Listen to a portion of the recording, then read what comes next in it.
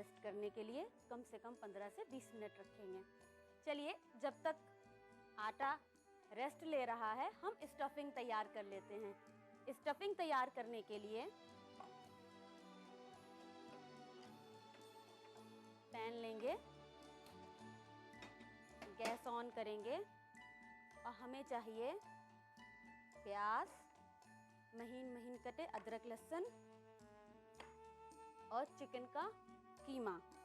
यहाँ तकरीबन मैंने 250 ग्राम चिकन का कीमा इस्तेमाल किया है। पैन गरम हो गया, इसमें थोड़ा तेल, बहुत ज़्यादा तेल नहीं डालेंगे, 1 टेबल स्पून तेल।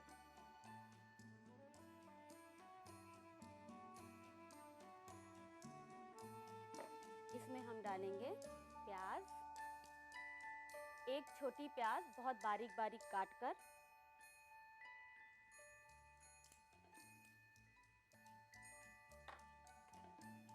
इसे चला लीजिए और साथ में अदरक और लहसुन 1 टीस्पून, हाफ टी स्पून अदरक और हाफ टी स्पून लहसुन, और अच्छे से आपको इसको ट्रांसपेरेंट होने तक फ्राई करना है। हल्की गुलाबी हो गई।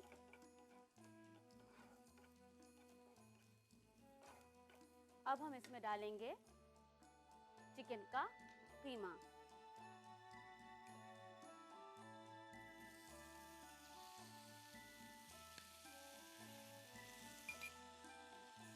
और इसे प्याज के साथ अच्छे से मिक्स करना है। और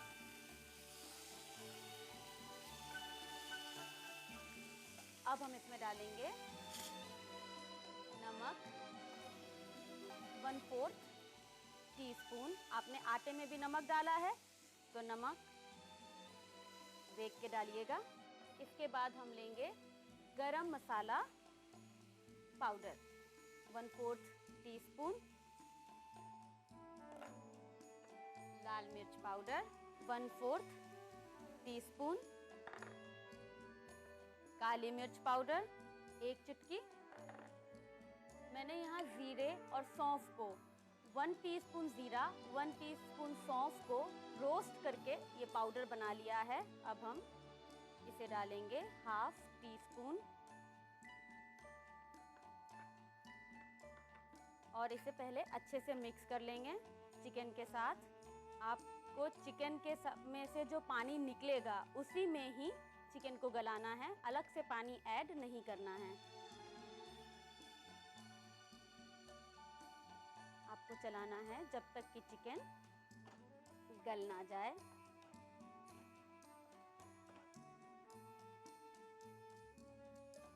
साथ में डाल दीजिए हरी मिर्च, हस्बे जायका, जितना भी आप तीखा खाना पसंद करते हो। मैं बहुत थोड़ी सी लूँगी क्योंकि आपने लाल मिर्च और काली मिर्च भी डाल रखी है।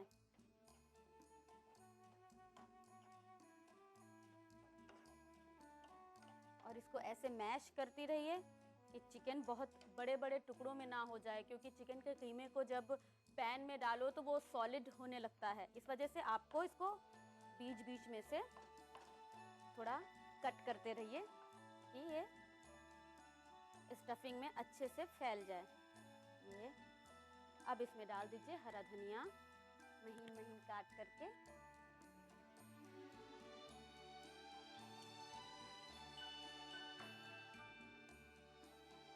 और अच्छे से मिक्स कर लीजिए।